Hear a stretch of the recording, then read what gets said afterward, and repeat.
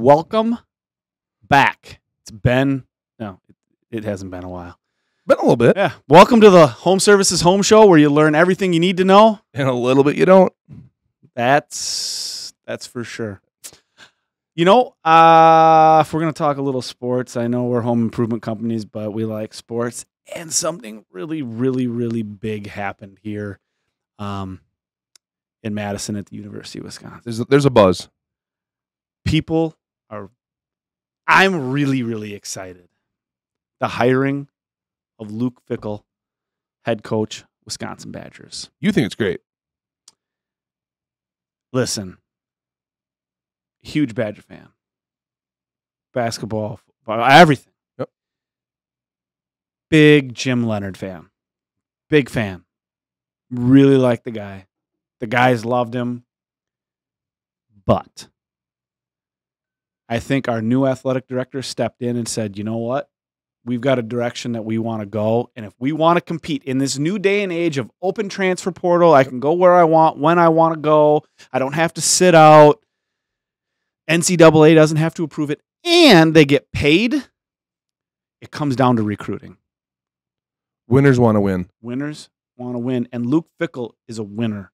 He played at Ohio State. He coached at Ohio State under one of the best head coaches that's ever coached. Then he went and coached at Cincinnati. Like, took them to the college football playoffs, 13-0. That's phenomenal. College coach of the year, right? He was college coach of the year, getting numerous 3, 4, and 5-star recruits to go to Cincinnati. Right. That means you can recruit. Like, Wisconsin just doesn't. They don't get that. Well, I think they don't get those players. The day and age of, hey, you're going to be a 4-year player at Wisconsin, that's not what they're looking for anymore. They want to be in and out 2 years, say, hey, give me my shot. Let me take my chance. Let me be who I am and see if there's some value. Well, the other thing is, too, is that you can say it's good, you can say it's bad, whatever it is what it is. But when things aren't going right for a kid anymore, they don't have to just sit there and try to make it work. They can just go to a different college. So you have to have a coach and a staff that are open and watching for those transfer kids. Like, hey, I know it didn't work out at XYZ college. Come to Wisconsin. We need a quarterback. We really need a quarterback. Fact. Fact. I was at the game on Saturday, and it was so disheartening. When you see the good ones in college football, it's like, wow. Yeah. So anyway, I think it's great, and people are really, really excited. And I know people really. There's a lot of people that really, really, really, really wanted Jim Leonhard to get the job, but I haven't seen one person be like, they should have gave Jim the job instead of Luke Fickell. Do you think he stays? Do you think Leonhard stays? I think he will stay if Luke Fickell wants him.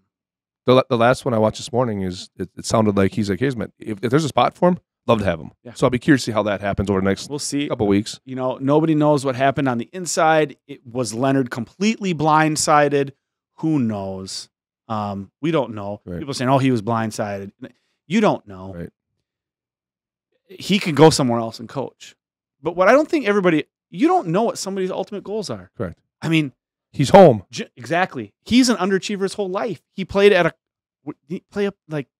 high school with like 50 kids in it. He's a walk-on, ends up being an All-American, Yep. one of the best returners the Badgers have ever had, has a 9 or 10-year NFL career, gets to come back to his state of Wisconsin and coach for the Badgers. Maybe he doesn't want to go move 5 hours, 6, 7 hours away and be a head coach. Maybe that's where he wants to be. Maybe that's home. Maybe he'll end up on the Packers. They wanted him as their defensive coordinator, and he turned it down. Oh, wow. You did not know that. I did not know that. They offered them the job last year or the year before, and he turned it down. Well, I could see him doing that. Yeah. Still in Wisconsin. Hometown, actually, probably closer to home. Hometown kid. So we'll see. Interesting. Super, super excited about it. Yeah. We're post Thanksgiving here, and you think about how thankful we are for the sports we have, right? Like, if it's the Badgers, it's the Packers. Okay, the Badgers didn't have a great year. The Packers are struggling. We had 3 years, 13-3 in a row. Like, Packers are more than struggling. Check yourself, right? Like, we're gonna not have Fine. perfect years, right? It's okay. It's okay. Like, the sun came out this morning. The sun will come out tomorrow morning. Let it be. So anyway, I'm still going to watch every Packer game. Correct. That's what you do. I might not make it like a priority. Maybe I'll listen to it. But yeah, we've been blessed, For sure. blessed in Wisconsin sports, no doubt. I mean, look at the Badgers going down to the Bahamas and playing some ball, like balling. Take the number 3 team in the country to overtime. You watch that? And actually, they should have them beat. Like that's you just They gotta did win. have you them got to beat. win those. And then they beat another good school, Mhm. and then they lost last night. Right. But that team they played they're good. Yeah. They It'd are be fun to watch. good. They are good. And when you got a guy that goes off for like 33 points and shoots like 70% from the field, it's hard to win. It's hard. But no, they're That's going what- to be a lot of fun to watch. It's a long season. A lot of fun. Hey, I mean, we don't ever talk about girls' sports. How about the women's volleyball team? Well, Number 1 seed. Won the Big Ten Conference for the 4th consecutive year. yep. That's fun to watch too. Like you talk about athletic, You would talk about a hard ticket to get God gifted ability to really athletic people. Women's volleyball, yeah, that's it. Oh, my God. So intense.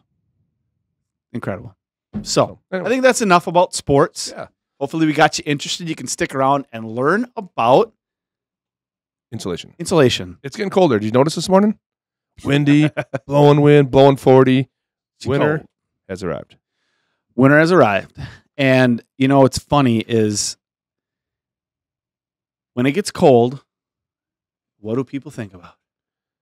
How cold my house is. How cold my house is. I'm And not they think comfortable. They need Insulation. insulation.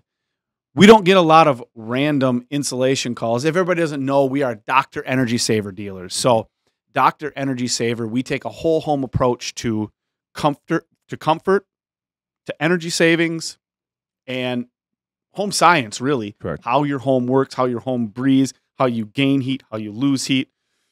We don't guess. We do not guess. And that's odd in the industry, right? That's something different. We'll get into that in either today or future shows, but not guessing is the key. But it's amazing how many people have short memories on how bad it was last winter, right? Because we go through winter, and just when you realize, okay, my house sucks, I got to get this thing fixed, here comes spring, then you forget about it. Mm-hmm. Or unless it's really, really hot in the summertime, then you remember how bad that sucks. But then it comes fall, and they're like, oh, I really don't need to deal with it right now. But what don't people think about when it's hot out? They don't think about insulation. Right. You just don't. Do you? Turn my air conditioner up higher. Man, like an air conditioner. Yeah, turn your air conditioner up higher. Insulation, it's like a blanket. It's this warm, fuzzy thing. It's like putting a coat on your home. Correct. But what we know, we can get into this too. We can get really scientific. It'd be kind of fun someday. Yeah. We can do it now. Good. There's 3 different types of ways we gain or lose heat. Right. And that depends on what we really need and what we really. You're smarter than me. What are the 3 types of ways we gain or lose heat? Convection, conduction, and radiation, right? And Or radiant. or radiant heat. Yep. So when people say my house is cold, if they took 100 people and said my house is cold, it's different for each 100 person. Mhm. Like each person is different when they say that. So they say, "Hey, how can I fix my house? What insulation do I need?" The answer is, I don't know. I don't know because I don't know what you're feeling, what you're experiencing. I don't know the construction type and design and where the problem is. If I know those couple things, then I can start to diagnose and give you a prescription on how we can fix it the right way so you're comfortable, you're healthier, and you might save some money. Yeah, how many times do we get calls and people say, I need an estimate on insulation, Right. which is fine. Right. We're not going to get into stuff over the phone. So we can't win that battle anyway. But really, our biggest question when we get there is, why do you think you need Right. insulation? The best question we can ask is, what are you looking to accomplish? What are you looking to accomplish? Right. Are your floors cold? Right. Some people don't know. Right. Some people do. I don't really know. Like I built this house 15 years ago and it didn't seem like anything was built right. So I'm assuming that the insulation wasn't done right. It's probably a pretty good assumption. I love getting into my heating and cooling bills are too high and I need new windows. Right. Sorry to anybody who might be in the window industry. I have nothing against new windows, by the way. We I love we new put a lot windows. of windows in. I used to sell new windows. But what we do know is that up to, I think the last stat I saw is up to 80% of all your heat can go straight through the ceiling, Correct. not Out through the windows. Right. It doesn't go that way. It goes that way. Correct. Because of pressure, because of stack effect, right? Because of science. It's Because of not. science, It's not a guess. Yeah, and you can't guess, right? So there's one thing we should address because we did get some comments on the last time we talked about insulation, and there is a difference between houses that were built today, because what we know today with building science and principles and the way we can test things is different than we knew in the early 2000s, the 90s, 80s, 70s. Back in the 60s and 70s, insulation was expensive and heat was cheap. Yeah, and we didn't know a lot. We didn't know how to test. We didn't know any of those details, right? So things were different. Mm-hmm. So the houses they're building today are different than the ones that we're fixing that were maybe 15 years older and older. Those are the ones primarily we're fixing, because the ones that are built today, we've learned the lessons the hard way of how to make them, why they weren't good before, the principles, how the applications, how we use different types of insulation we'll get into. Those are better now. Like, today's house is a better built house than it was in 2000 because we know more. I'm building a house right now, and we didn't even really get into details. I got into details because I'm in the industry. Again, we didn't even insulate my house. Correct. That's not our expertise. We're good at going into homes that were done wrong, Correct, and fixing them and making people go, wow. Yeah, not new construction. Correct. But like all of my walls, they are either netted and dense packed, which we can talk about, or spray foamed. Yep. That wasn't even something that we talked about.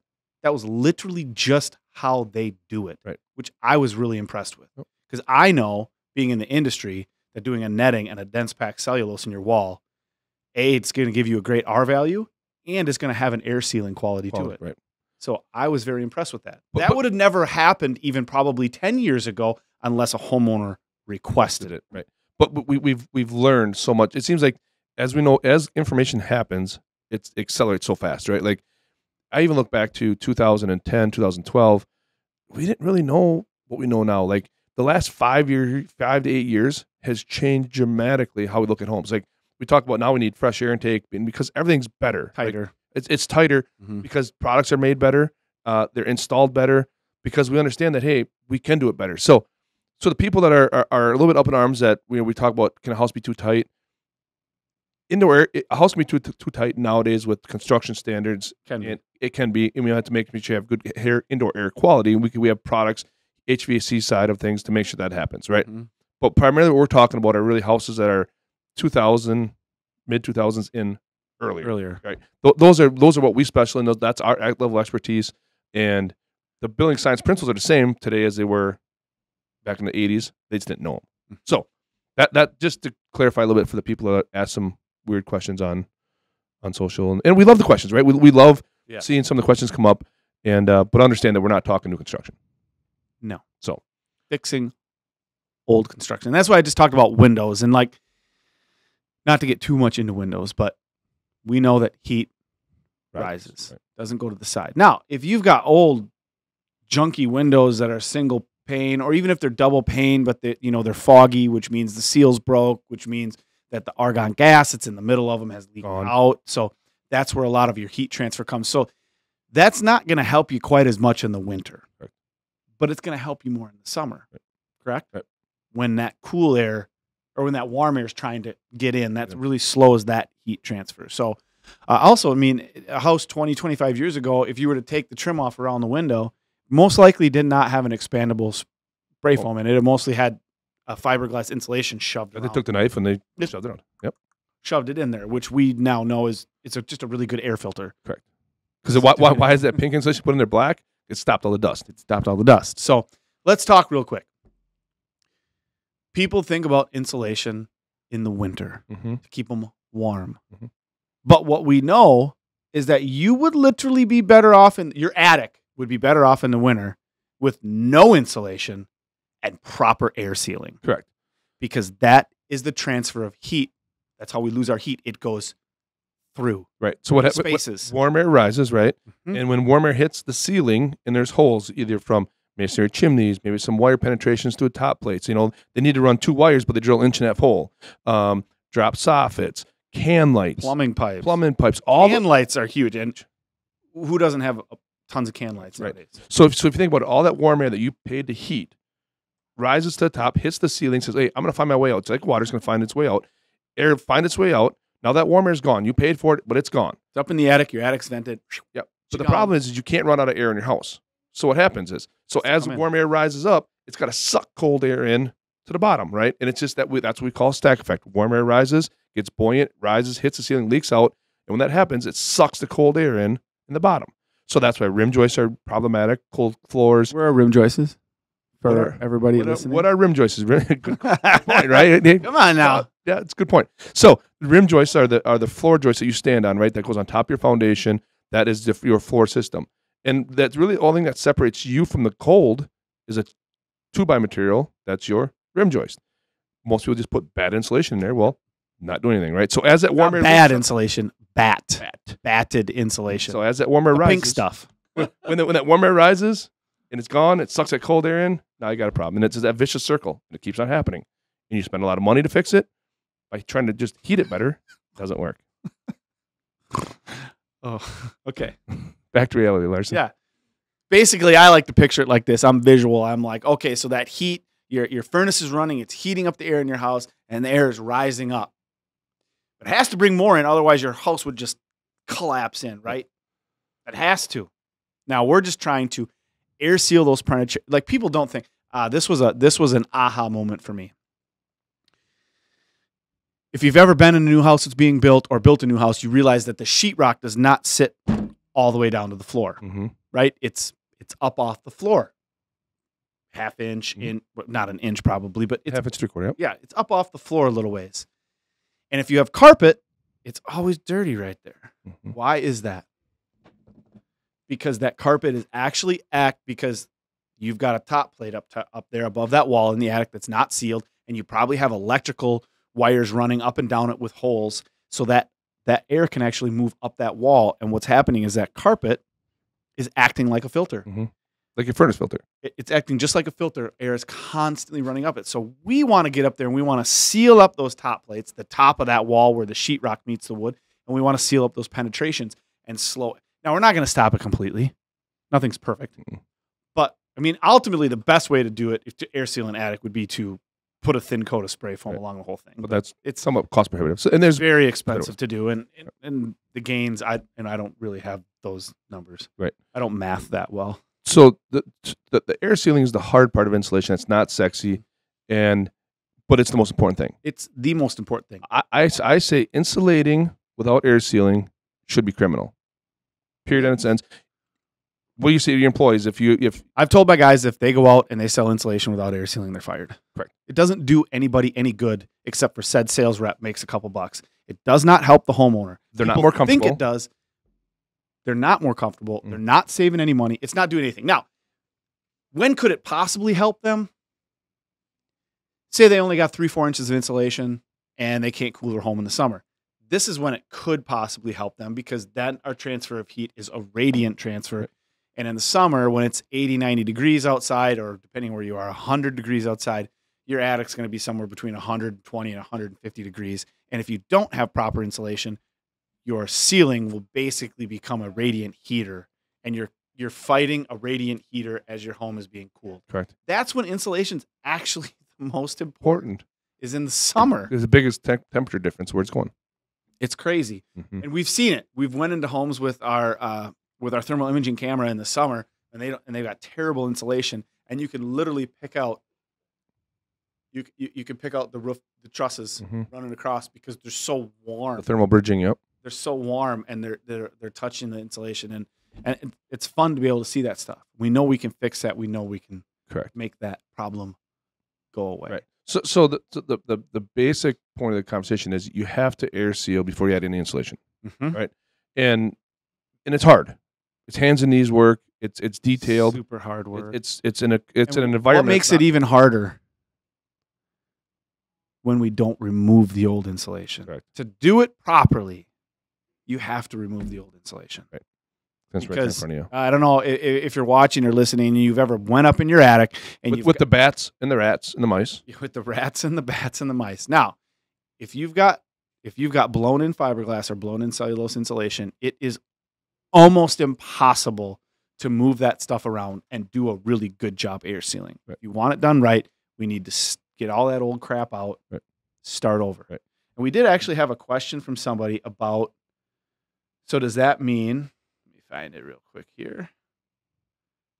Super prepared. So we're waiting for you. So are you saying we have to completely foam and seal our attic? No. You do not have to completely foam. Now, that is a really good way to do it, actually, to completely foam the floor. But again, that will add thousands. Could add $10,000. It's a lot. Right? Honestly, Depends how big it is, right? Spray foam is it's very overkill. expensive. It's overkill. Right. Now, a proper air sealing when that thing's built, right? They were talking about accessory buildings, right? The AUDs. That was this is yes. So someone is building an AUD, which we found out is an accessory dwelling, Yep. or a man cave, or a she shed. Correct. Yeah, they're going to build one, and they want to know what they need to do. So in this case, just like I talked about earlier, with new construction, they're going to probably do that much better than they ever have. So, I mean, because we got smarter, they're going to take it's almost a standard. Yeah, they're going to take care of top plates. They're going to take care of wire holes. Yes. They're going to take care of the chimneys. Right. They're going to do it the right way. So if you're building something new, I'd ask. I'd ask the question, but like it's going to get done properly. I mean, the only thing that we see in newer homes that really doesn't get done properly sometimes, they do miss stuff. But like the chimney chases, like sometimes they don't do those properly. You know, those need a 2-inch gap for fire code, but there's correct ways to do those. Right. But typically, builders are building Energy Star minded homes, Yes. and they're taking care of the details. So to that question, if you're building something new, probably going to be a situation where it's going to be done right the first time. They'll air seal it, they'll insulate it. You'll have a pretty comfortable, healthy home. Mm-hmm. It's going to be really good. Yeah. Then we had another question about whole home ventilation. Right. That can be a thing nowadays, because you can actually build a home too tight to where your air quality, because everything in your home is going to off gas, right? Yeah, you breathe, you cook, you have water in your toilets, that's evaporating. So indoor air quality is a really important thing. As houses tighten up, you have to be mindful of indoor air quality, and that's why when we test a house, if you know how tight is it in a retro market, for us to get a house too tight, pretty tough to get to, right? Like when we tested after the thing, it's hard to get that tight. Yeah. New homes, it's possible. Yeah. Well, so, we've both had situations where we went into an old home. You're not going to see this very much anymore, but a lot of old homes, if you go into the basement, you had a chimney chase right in the middle of the basement. Why? Because that's where your furnace would be. And it was easiest to distribute the heat evenly throughout the home with your furnace being in the middle. What else was sitting there? A water heater right in the middle, and they were gravity vented. Mm-hmm. Nowadays, they're natural drafting. They're natural drafting. So through stack effect, right? The gases would just go up the chimney and out the house. Nowadays, we put that stuff in the corner, and they're power vented. But we've both ran into situations where we went in and made a home so tight that natural drafting didn't work anymore. Correct. So then we had to convert that old water heater from natural drafting to power vented. But that's part of a responsible installation contractor is, am I checking that mechanical safety for the occupants when the work is done? And we do it at every single job. We check it, right? To make sure that didn't happen. Now, does it happen very often? No, not all the time, but rare. It can, right? But that's being a responsible contractor and saying, hey, let's make sure the people are safe. That's never going to happen from just putting insulation in a home. Never going to happen. All you need to do is when you put insulation in a home, you're writing a check, and you're going to be just as frustrated. Mm-hmm. But so that's a lot. That's a lot. That's a lot that we just covered. And I think the next one, next time we meet, I think we're going to get into alternative building practices. And the other thing we should touch on is the types of insulation, because that's when people ask, what's the best insulation? I don't know. That's next show. Next stuff. Different types of insulation, what application. Correct. So that's what we'll do. So awesome. Well, that was fun. It was fun. Luke Fickell and home performance. Everybody wins. Everybody wins. All right. Well, thanks for joining us. We'll see you next time. Thanks for watching.